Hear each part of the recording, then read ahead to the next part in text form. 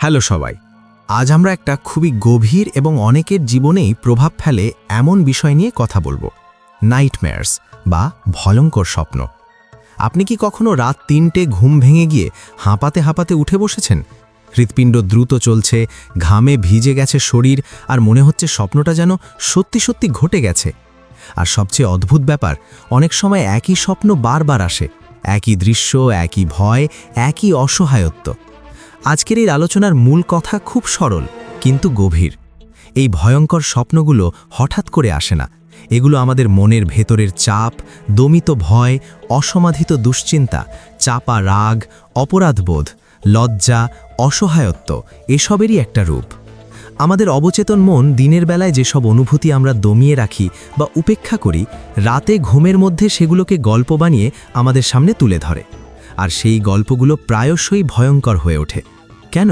কারণ ভয় হলো সবচেয়ে শক্তিশালী আবেগ। এটি আমাদের মনোযোগ আকর্ষণ করে সবচেয়ে জোরে। চলুন একটু পিছনে যাই। স্বপ্ন দেখার সময় আমরা REM স্লিপের মধ্যে থাকি।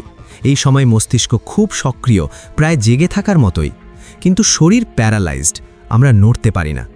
এই অবস্থায় অবচেতন মন তার স্টোরেজ থেকে পুরনো স্মৃতি, অমীমাংসিত আবেগ, দিনের ছোট বড় টেনশন সব কিছু টেনে এনে একটা নাটক বানায়।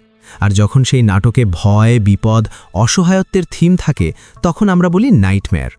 এখন প্রশ্ন হলো, কেন অবচেতন মন এত কষ্ট দেয়?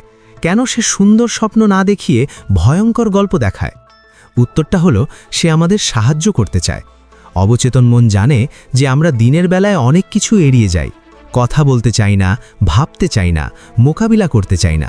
তাই সে রাতে যখন আমরা প্রতিরোধ করতে পারি না, তখন জোর করে বলে, এই দেখ, এই সমস্যাটা তোর ভেতরে আছে, এটাকে এড়ানো যাবে না।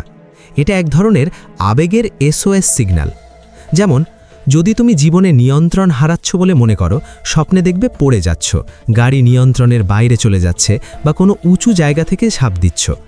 যদি কেউ তোমাকে ধরে রাখতে চায় বা তুমি কোনো সম্পর্ক থেকে বেরোতে চাও, স্বপ্নে দেখবে কেউ তোমাকে তাড়া করছে, তুমি দৌড়াচ্ছ কিন্তু পা উঠছে না।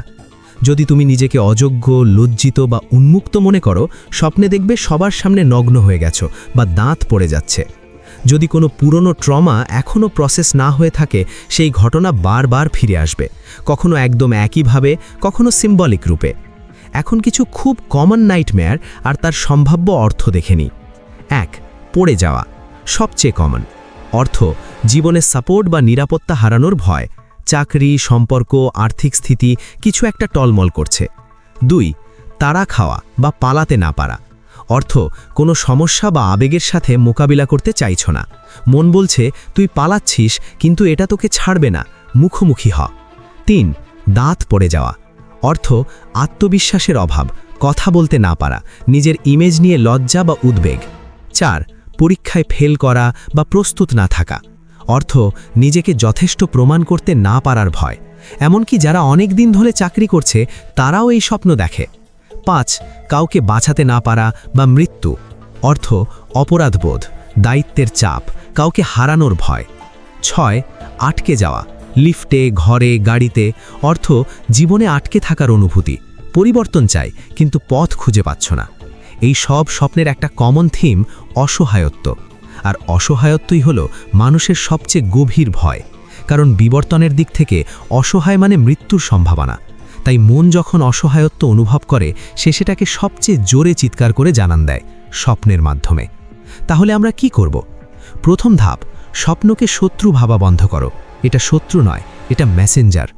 দ্বিতীয় ধাপ, সকালে উঠেই 2-3 মিনিট সময় নিয়ে স্বপ্নটা লিখে ফেলো, যতটা মনে থাকে, ছবি, অনুভূতি, রং সব লেখো। তৃতীয় ধাপ, নিজেকে জিজ্ঞাসা করো, এই স্বপ্নে আমি সবচেয়ে বেশি কিসের ভয় পেয়েছিলাম?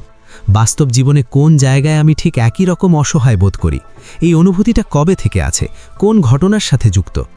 চতুর্থ ধাপ, ইমেজারি রিহার্সাল করো। যে স্বপ্নটা বারবার আসে, সেটাকে ঘুমানোর আগে চোখ বন্ধ করে কল্পনা করো, কিন্তু এবার পজিটিভ এন্ডিং দিয়ে। যেমন তাড়া খাচ্ছিলে, এবার কল্পনা করো তুমি ঘুরে দাঁড়ালে, আলো জ্বালালে, আর তাড়া করা লোকটা অদৃশ্য হয়ে গেল। এটা বৈজ্ঞানিকভাবে প্রমাণিত technique, imagery rehearsal therapy, IRT। অনেকের ক্ষেত্রে 70 থেকে 80% কমে যায় রিকারিং নাইটমেয়ার। পঞ্চম ধাপ, দিনের জীবনে যতটা সম্ভব সেই চাপা আবেগগুলো প্রকাশ করার চেষ্টা করো। জার্নালিং, কাউকে বলা, কান্না করা, রাগ প্রকাশ করা, থেরাপি, যেটাই হোক, যত দিনের আবেগ দিনেই প্রকাশ করবে, রাতে তত কম নাটক বানাতে হবে অবচেতন মনকে।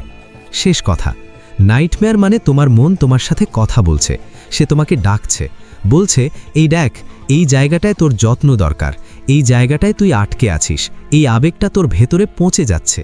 তাই পরের বার যখন ভয়ঙ্কর স্বপ্ন দেখবে, ঘুম ভাঙার পর নিজেকে বলো, থ্যাংক ইউ, মেসেজটা পেয়েছি, এবার আমি কাজ শুরু করছি। এই ছিল আজকের আলোচনা। যদি তোমারও কোনো রিকারিং নাইটমেয়ার থাকে, কমেন্টে শেয়ার করতে পারো, হয়তো একসাথে বোঝার চেষ্টা করব। ভালো থেকো, আর রাতে যেন তোমার মন তোমাকে ভয় না দেখায়, বরং সাহস দেখায়। ধন্যবাদ।